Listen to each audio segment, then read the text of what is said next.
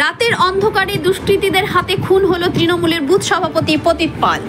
ঘটনাটি রেজিনগর বিধানসভায় আন্দুলবেড়িয়ায় ১ নম্বর গ্রাম পঞ্চায়েতের তৃণমূলের বুথ সভাপতি পতিত পাল, বয়স আনুমানিক ৪০ বছর। গত ২১ তারিখ সোমবার রাতে টোটো নিয়ে বাড়ি ফিরছিলেন। এমন সময় একদল দুষ্কৃতী রাস্তায় আটকে বেধড়ক মারধর করেন ও ধারালো অস্ত্র দিয়ে আঘাত করেন। তারপর স্থানীয় লোকজনরা ছুটে আসতেই দুষ্কৃতীরা পালিয়ে যায়। স্থানীয় ওই তৃণমূল কর্মীকে উদ্ধার করে মুর্শিদাবাদ মেডিকেল কলেজ হসপিটালে পাঠায়। ৪ দিন ভর্তি থাকার পর ২৫ তারিখ শুক্রবার রাতে মুর্শিদাবাদ মেডিকেল কলেজে মারা যান ওই ব্যক্তি। ওই তৃণমূল কর্মী ৭ জনকে চিনতে পারে এবং ৭ জনের বিরুদ্ধেই রেজিনগর থানায় এফআইআর হয়। পুরো বিষয়টি তদন্ত শুরু করেছে রেজিনগর থানার পুলিশ।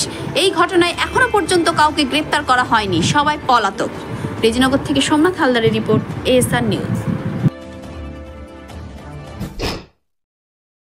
নিয়ে বাড়ি ফেরার রাস্তায় কয়েকজন দুষ্কৃতী ওকে অ্যাটাক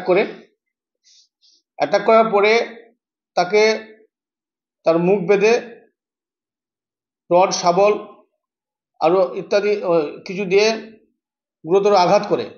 সেই আঘাত করার পর দুষ্কৃতীরা সেই মতো অবস্থায় পালিয়ে যায় এবং স্থানীয় লোকজনরা তাকে উদ্ধার করে মুর্শিদাবাদ মেডিকেল কলেজে ভর্তি করে গত রাতে তিনি মারা গেছেন। তো তাই পতিত পাল বেশ কয়েকজন দুষ্কৃতীকে চিনতে পারেন, তাদের নামে অলরেডি এফআইআর হয়েছে। আমরা পুলিশকে বলেছি যে দ্রুত তাদেরকে গ্রেপ্তার করে দৃষ্টান্তমূলক শাস্তি যাতে হয় তার ব্যবস্থা করার জন্য বলেছি এবং প্রশাসন সে ব্যবস্থা করছে।